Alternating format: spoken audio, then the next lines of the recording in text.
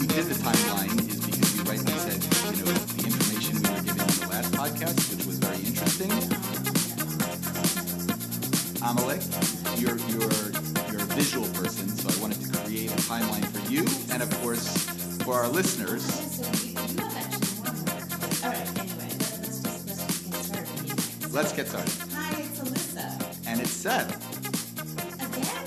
Yes, I like that we always have. No, it's Seb. It's Seb. Okay. Hi, it's Alyssa. And it's Seb. No, it's Seb. No, and. Oh, okay. Hi, it's Alyssa. It's Seb. Oh, wait, maybe you do need that and. That's right, I see. I know it. Hi, it's Alyssa. And it's Seb. Well, not so strong on the and. Hi, it's Alyssa. And it's Seb. And we're Short Hills, live in the Middle East. I always do a little woo, but I don't have the woo in me today, Seth, because I think we all have had a long week. I don't think you have to be Jewish to think that this has been a long week for human emotions and heavy-duty feelings. We have finished Passover, thank God, because it's not my favorite holiday. You're being so quiet over there. Well, I just don't want to talk over you. I'm kind of learning from our past podcasts, so I'm looking for the cue when you want me to speak, I'll speak. I don't know about cues, but today is going to be a little bit more live and really raw and real, and maybe not as much history, and a little bit about More emotion. maybe emotional history. Emotional history, sure. What about some emotional baggage? So we can talk about emotional baggage. I think what Alyssa is alluding to is that coming out of Passover, Chabad in San Diego, again, violence erupted where a woman lost her life and people were injured, and very, very sad, and it appears to be a hate crime. I'm going to just stop you right here. Let's just say it as it is. It was a white supremacist terrorist who literally went into a synagogue and pointed a gun in the face of a Chabad rabbi who was just preaching his Shabbat sermon at the end of Passover. That appears to be the narrative. I'm always very skeptical because I don't like a rush to judgment. I think that, already the media, which I'm very skeptical of, has come out and made this about gun violence and has an agenda. So on the face of it, and immigration. Underline. Let's not. Right. So when the media goes right there to want to take away certain liberties and freedoms like the Second Amendment, I'm always very skeptical. Obviously, the facts are that someone went in and shot someone in San Diego in a Chabad, and a woman lost her life, and there was other injuries. Mm-hmm. Further than that, we really don't know. I don't. Know that we all have read those details. I think it would be better if we went deeper into a few other things. So we don't need the details because we all know the details of what happened in San Diego, and it's horrific and tragic, and it's just insane because both of us are both from the Chabad state of mind. Right, I go to a Chabad, but I just want to point out that what really should be the takeaway event here is that a hero, a man with a gun, was able to limit the violence because someone who was exercising his freedom to be able to protect himself and the community was able to shoot at the suspect, and only one person lost their life. Terrorist. Okay. So I took a lot of different journeys on this last shooting. It affected me very much, and I sort of follow Chabad on my stream, which I'm not really religious, and you follow Chabad, and you're more religious. That's how liberal and open-minded Chabad is, and there's still an orthodoxy, which is interesting. I would say I'm a Jew. I happen to go to, just to clarify for our audience, I now go to a Chabad synagogue, and it's an amazing community. I'm not a Chabadnik or subscribe to everything that Chabad does. I believe, just without getting into too much details, that they're Jews, and we have a Torah, a set of instruction, and we should follow it. And where you go and pray, this is your choice. Mm-hmm. Wow, I'm in such a different mind state. Let's go back. Okay, this week we've ended Passover. We have dealt with a tragic, I feel, a terror attack, and also the New York Times did a horrific cartoon. We are going to cover these three things, and we're going to go all over the place with these three things. Okay, so I'm going to let you lead, and then I'll respond. Because I'm full of emotion. I asked the question last time, why do people hate Jews? And so it really plays into this because I am looking for answers. And I never realized that this question that I ask all the time is because I was affected by something so many years ago. And so that's going to start me on my research. And so in the middle of the night, I tried to find the manifesto because CNN wasn't going to show it. And I had heard rumor that it was full with a lot of anti-Trump rhetoric, that infamous word, rhetoric. Yeah, I haven't read a lot about the manifesto, and to me, it really is immaterial. The facts are someone shot someone, took someone's life, and what their motives are, I don't really need to know what their motives are. Okay, so I did go look into it, and I found this one comment from his manifesto, and it was in quotations in an article, so I can only imagine that it was a direct quote, and he wrote, "Why won't somebody do something? Why won't somebody do something? Why don't I do something?" And I'm going to take the quote right from the article. The most powerful words in his entire manifesto. Any white man, rich or poor, young or old, who is brave enough can take any action he wants against the tyrannical and genocidal Jew. You should be more afraid of losing your entire race than this life you now live. The most dangerous kind of man is not one who has nothing to lose, but one who has everything to lose. Every single white man has everything to lose by doing nothing, and everything to gain by taking action. If being Jewish isn't a feeling of guilt to begin with, the words that came out of this manifesto, the description of how horrific Jews are, I was so overwhelmed, Seth. I was embarrassed. I was mortified. It made me question, are we like this? Are there some of us like this? Is it only just Jews? What do you... I have no guilt. I mean, I think I come at it from a different perspective, and I just want to share that. I am a really proud Jew that is extremely fortunate to be living in a time in history where Jews are free, emancipated people living self-determined in their own land. That's a big responsibility. We touched on it in the past. Part of that responsibility of being self-determined and living free is the ability to defend yourself.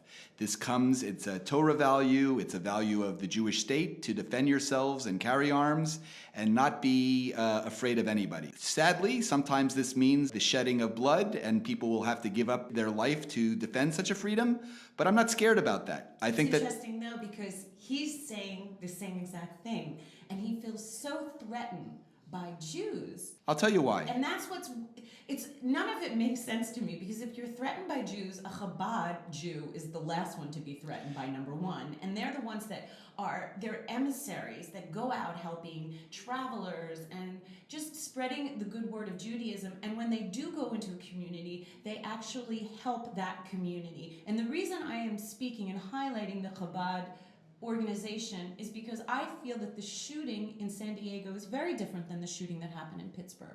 Well, it's all based on anti-Semitism. This is classic anti-Semitism because this is uber classic quintessential anti-Semitism, which happened in San Diego, because he did say, "I hate the effing Jews" when he walked in. Right, and when you make a Jew a universal term, like the tyrannical Jew, I don't know what the manifesto specifically said, or you can read it one more time so I can just see what it said, how he was referring to the Jew. Who is brave enough can take any action he wants against the tyrannical and genocidal Jew. Okay, so tyrannical Jew and genocidal Jew are classic blood libels.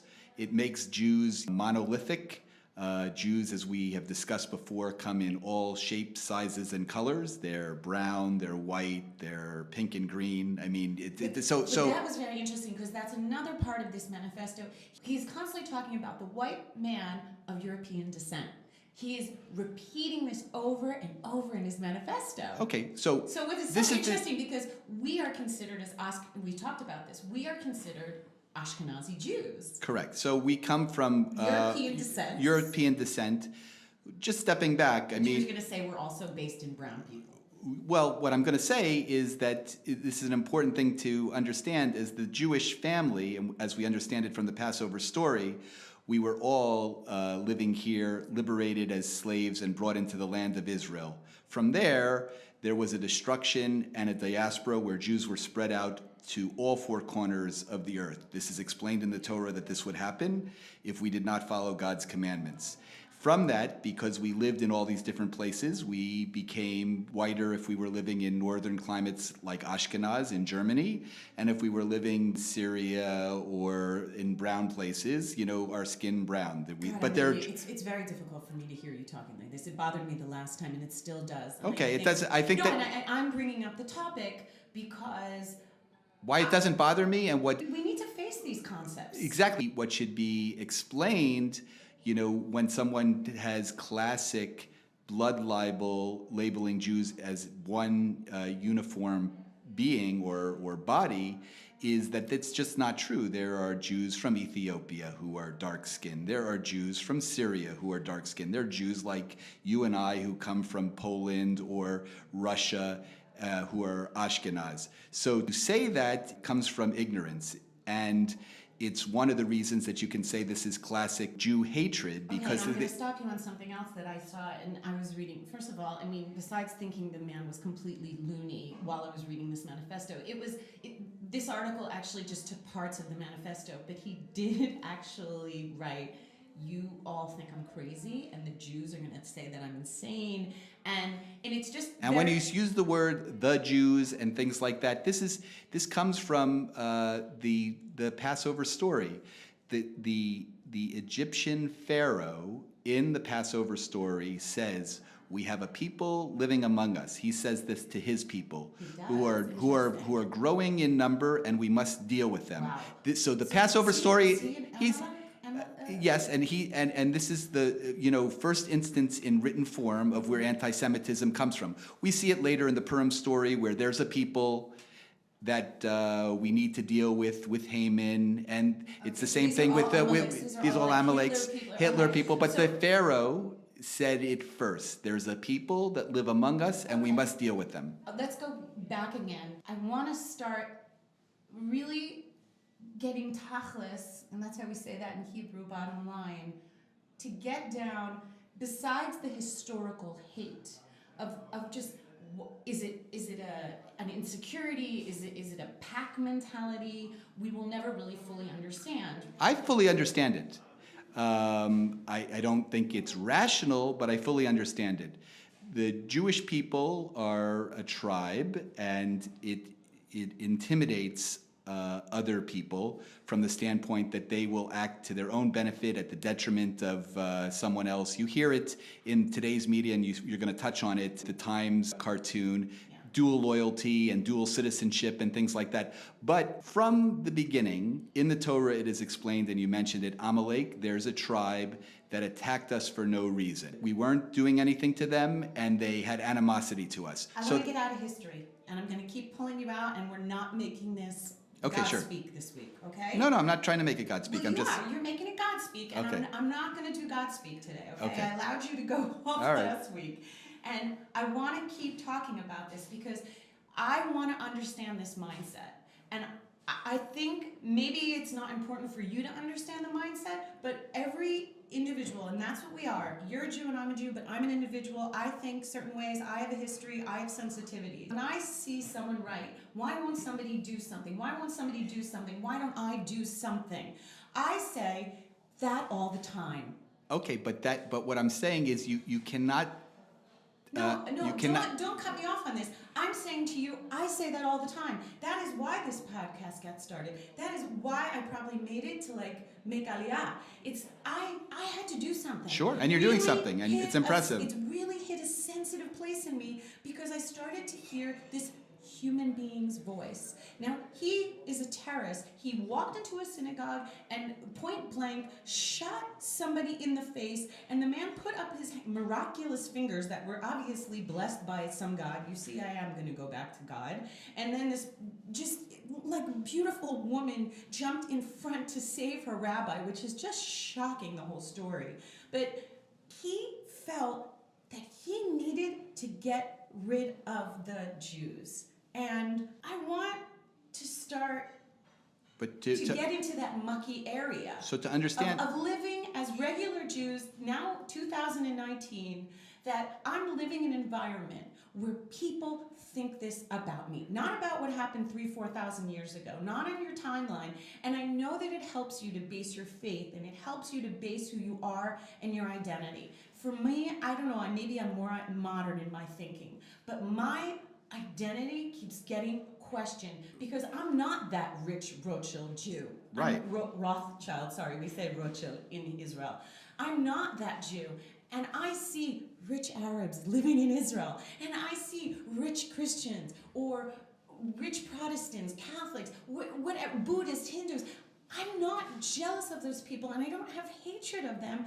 I'm empowered and inspired by their achievements. Okay. And that's why I'm questioning it, because... Well, what is your question? I'd like to be that Jew that he's talking about at some point. I don't want to be tyrannical nor genocidal, but I'd like to be this all-empowering Jew. I mean, it would be a nice concept to think that I have this so much power, but I don't. Right. So... And I don't think most Jews do. So ask your question, because I'm not sure what you want to... What about if I don't have a question? What if I just want to talk? Because I feel like I got to get a lot of stuff off my chest, because it was an overwhelming week. Well, that's what we're here for, so let's talk about it. I just want to recenter it, that not God speak, but you can't decouple it from the Torah itself. I mean, the Torah, which is a book of instructions and a truth, is what the world is sometimes offended by. The Jews stand up as a memory, as an eternal people, and say, we have the truth.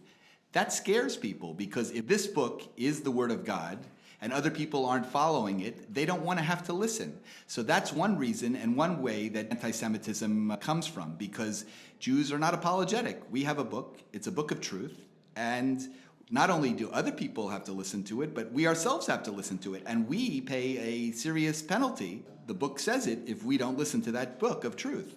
Again, I'm hearing you, and I don't know why I'm sympathetic to what this guy said, but it was so important for me to understand the mindset. Well, his mindset is of a classic Jew hater. He creates Jews as a singular class of people. He doesn't identify that there are rich Jews and poor Jews and Jews that do good and Jews that do bad and all those things. I'm just going to go there. I'm just going to ask you this. We grew up in Short Hills, New Jersey. Mm-hmm. Did you feel anti-Semitism? There was one time where I did. I mean, maybe several times, but maybe this is a point. When I was 12 and all my friends were not Jewish, I was the only Jew that went to Glenwood School. At the, not the Short Hills Club, yeah, maybe it was the Short Hills Club, there was a dance group called the Barclays Group. And everybody got an invitation to go to this dance group, who were all my friends, and I didn't get one. And I came home and I was very upset, and I asked my mother, you know, what this was about, because I didn't know or observe that I was different from any of my friends who were going to this. It was sort of a coming-of-age social thing in Short Hills.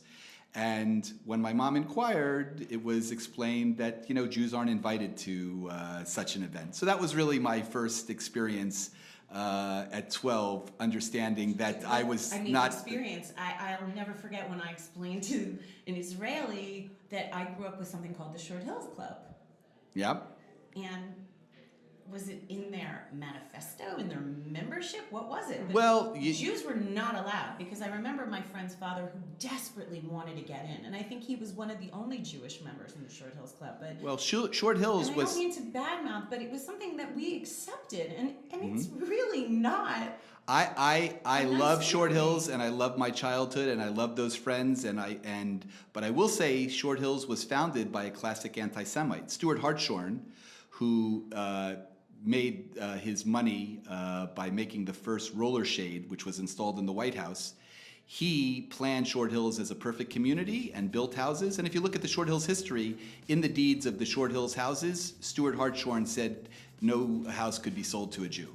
Wow. So I'd like to be unapologetic, and I think it's very difficult. I think both of us are very afraid. I know that I am afraid of overstepping my boundaries, and I am grateful for the childhood I grew up in, and I think I loved my childhood, right, and I think loved we all grew my up in a friends. Great town, and I think that we had like I really like all the people, and now because of Facebook, we've all sort of reconnected. But wouldn't it be nice if we were really able to tell our friends some truths right now?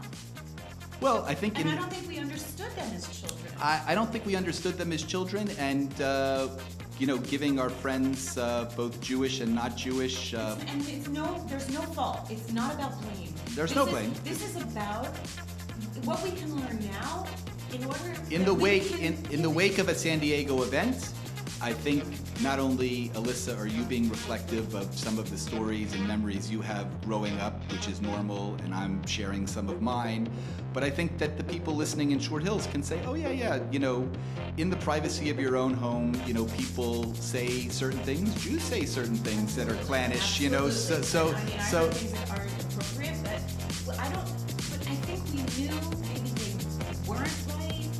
No, you can know when they're not right and they're off color, and that's part of humor, and people can laugh at themselves and things like that. And I am an equal opportunity offender and someone who would make fun in good natured. I would never have a problem with. What we're seeing in San Diego is completely different. And you wanted to talk about the New York Times, and that's something completely different.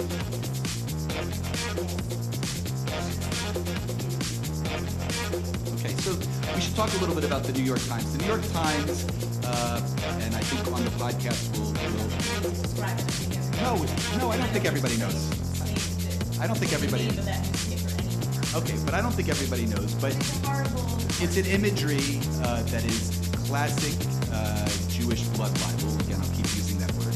It could have appeared and did. I found a cartoon that appeared in Der Strummer, which was a Nazi rag that was run by Julius Streicher, and he was hung at Nuremberg for creating such pictures that created violence toward Jews.